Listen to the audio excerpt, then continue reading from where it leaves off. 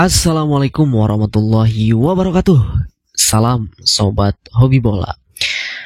H-2 menjelang laga Timnas Indonesia menghadapi Australia dalam lanjutan kualifikasi Piala Dunia 2026 zona Asia. Tentu kita semakin tidak sabar lagi dengan 2 hari ke depan ini, karena pastinya kita pengennya cepat-cepat segera pada hari Kamis ya, tanggal 20. Sudah tidak sabar menyaksikan laga antara tuan rumah Australia menghadapi tim nasional kita, timnas Indonesia. Dan pada hari ini akhirnya lengkap sudah para pemain timnas kita.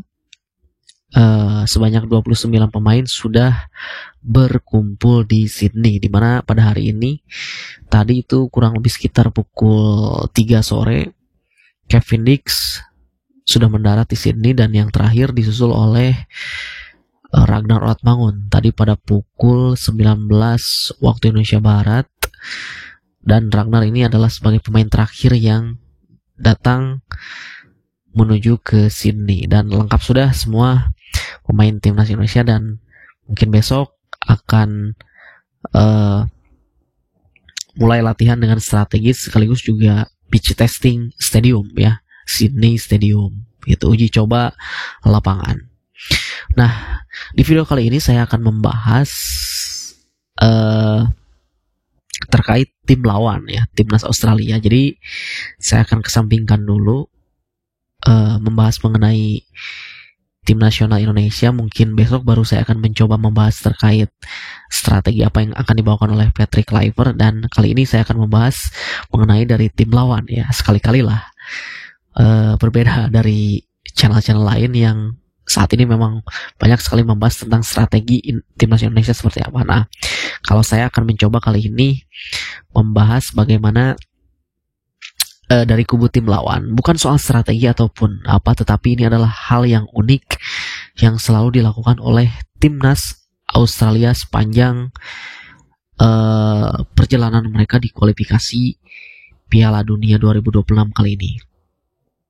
Nah, Australia menjamu Indonesia ini tentu venue laga tersebut sudah ditentukan ketika pada bulan Desember tahun lalu kalau tidak salah, dan Australia itu memilih Sydney Stadium untuk menjamu tim nasional Indonesia pada laga matchday ke-7 kualifikasi Piala Dunia 2026 zona Asia. Nah, tentu alasan mereka kenapa memilih stadion Sydney Stadium ini yaitu menurut CEO football dari Australia bahwa memang diharapkan atmosfer dari Sydney Stadium ini mampu untuk bisa memberikan penyemangat bagi para pemain timnas Australia, apalagi ini mereka Australia ini menganggap bahwa ini adalah laga yang sangat penting, laga yang sangat krusial gitu ya, bahwa dan di beberapa tahun kebelakang juga ketika timnas Australia berlaga di Sydney Stadium ini selalu memberikan hasil yang baik bagi timnas Australia seperti itu. Dan bahkan ketika Piala Dunia Wanita kemarin juga di Australia 2023, salah satunya di Stadium Sydney ini ya benar-benar menjadi tuah gitu bagi tim nasional Australia. Maka dari itu mereka mengumumkan untuk memilih Sydney Stadium ketika akan menjamu timnas Indonesia pada tanggal 20 nanti. Nah, tetapi saya lihat ada yang unik memang terkait dari timnas Australia ini. Sepanjang pertandingan di babak kualifikasi ini, baik dari round 2 maupun round 3, ternyata Australia ini selalu pindah-pindah stadion ya, selalu pindah-pindah kandang mereka ketika mereka bermain kandang gitu. Nah, idealnya kan kalau misalkan tim nasional bermain di kandang itu tentu sudah ada stadion yang khusus untuk tim nasional di negara tersebut. Semisal timnas Inggris itu selalu identik dengan Wembley Stadium. Begitupun juga dengan tim nasional Brazil selalu identik dengan Estadio Maracana, ataupun dengan timnas Italia juga selalu bermain di Stadio Olimpico Roma. dan negara-negara lainnya. Begitupun juga dengan Indonesia, selalu identik dengan Stadion Utama Gelora Bung Karno. Nah, hal unik yang dilakukan oleh Australia ini justru mereka selalu pindah-pindah stadion gitu. Selalu pindah-pindah kandang ketika mereka bermain di kandang untuk menjamu lawan-lawannya. Bahkan sejak di kualifikasi round 2 ketika satu grup dengan Palestina, lalu Bangladesh kalau tidak salah ya, dan Lebanon, mereka selalu berpindah mulai dari Perth, Melbourne, lalu juga ketika di round 3 kemarin ketika bermain melawan Cina di Adelaide, lalu ketika bermain melawan Arab Saudi kemarin di Melbourne, dan juga ketika melawan Bahrain ketika mereka kalah di kandang itu di Gold Coast. Dan tanggal 20 esok mereka memilih Sydney. Nah, itu terus mereka berkeliling berpindah-pindah stadion ketika bermain di kandang. Alasannya karena supaya pemerataan antara supporter yang kalau misalkan bermain di Melbourne yang di kota-kota lain tidak bisa menjangkau, tentu ketika di laga berikutnya ketika bermain di kandang mereka bisa menjangkau atau datang langsung ke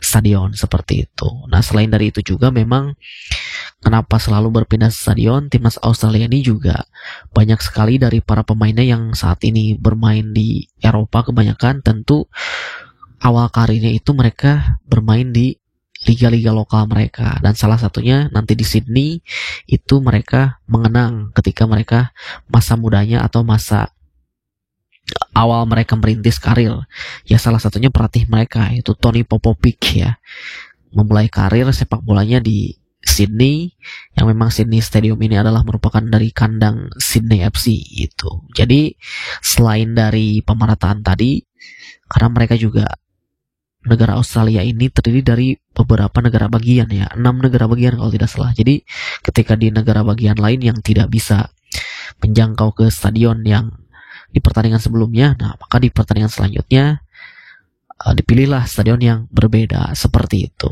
gitu. Ya walaupun juga terkadang seperti halnya timnas Inggris, mereka juga kadang tidak selalu bermain di Wembley ya. Mereka juga pernah bermain di kandangnya Newcastle, St. James Park gitu. Begitupun juga dengan tim nasional Italia tidak selalu bermain di Stadio Olimpico.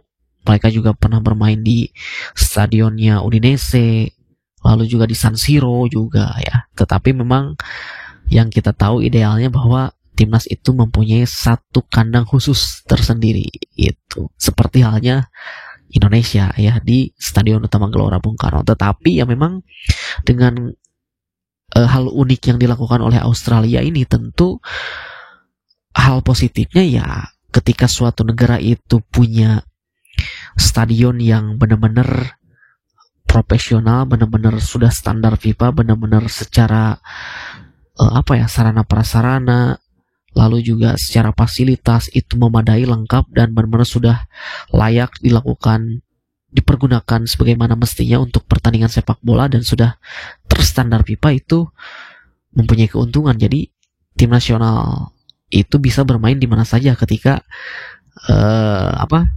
suatu negara punya banyak stadion yang mumpuni gitu. Jadi tidak hanya mengandalkan status stadion aja gitu. Mudah-mudahan juga Indonesia ke depannya bisa mempunyai stadion-stadion yang mumpuni, terstandar FIFA, dan memiliki fasilitas-fasilitas yang layak dipergunakan untuk pertandingan resmi seperti kualifikasi Piala Dunia gitu. Tidak hanya GBK, bahkan rumornya juga tim nasional Indonesia nantinya akan berkandang di JIS katanya gitu ya. Nah, kita nantikan ke depannya seperti apa. Dan itu saja informasi dari saya kali ini.